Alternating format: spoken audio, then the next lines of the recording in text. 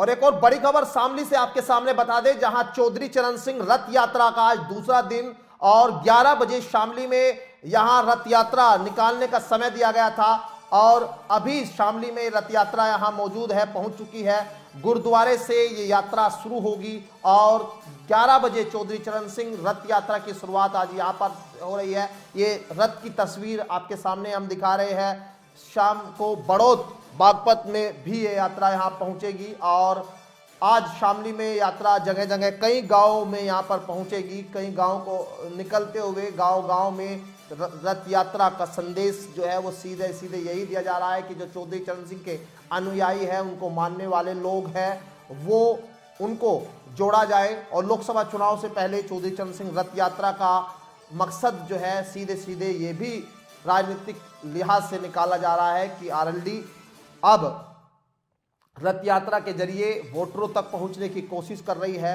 यहाँ आरएलडी ने कार्यक्रम बनाया है कि जिस जनपद में भी ये यात्रा निकलेगी वहाँ के जिला अध्यक्ष समस्याओं को लेकर एक ज्ञापन कलेक्ट्रेट को देंगे और जिसके बाद यहाँ जो यात्रा है वो आगे के लिए निकलेगी। ये चौधरी चरण सिंह संदेश रथ यात्रा राष्ट्रीय लोकदल खेल प्रकोष्ठ के तत्वाधान में सहारनपुर से स्टार्ट हुई है कल और ये शामली पहुंची है। इसी तरीके से 11 जिलों में जाएगी, 11 लोकसभा क्षेत्र में जाएगी, 55 विधानसभाओं में जाएगी। ये सहारनपुर शामली होते हुए बड़ौद बागपत, फिर मेरठ, फिर मुजफ्फरनगर, फिर अमरोहा और फिर बिजनौर, अमरोहा, गढ़, हापुड़ होते हुए बुलंदशहर और फिर उसके बाद गाजियाबाद, गौतम बुद्ध नगर, मुरादनगर।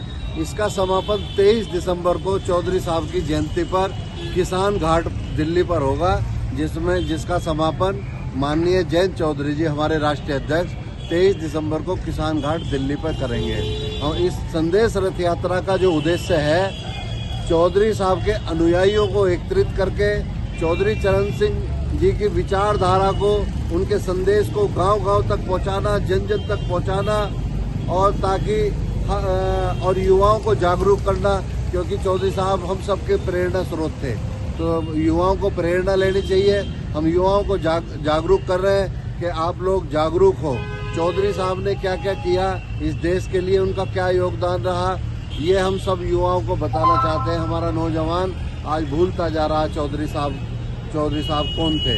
तो हमारी नौजवानों से आह्वान है कि चौधरी साहब के आदर्शों को अपनाकर, उनकी नीतियों पर चलकर और एक नए भारत का निर्माण करें, क्योंकि आगे लोकसभा चुनाव आ रहा है। हम चाहते हैं कि जिस तरीके से आज राष्ट्रीय लोकदल 15 लोकसभा सीटों पर अपनी पूरी तरीके से तैयारी कर रहा है, तो उसी तरीके से हम लोग मेहनत कर रहे हैं, जन जन गांव-गांव तक अपना संदेश पहुंचा रहे हैं, चौधरी साहब की विचारधारा को पहुंचा रहे हैं।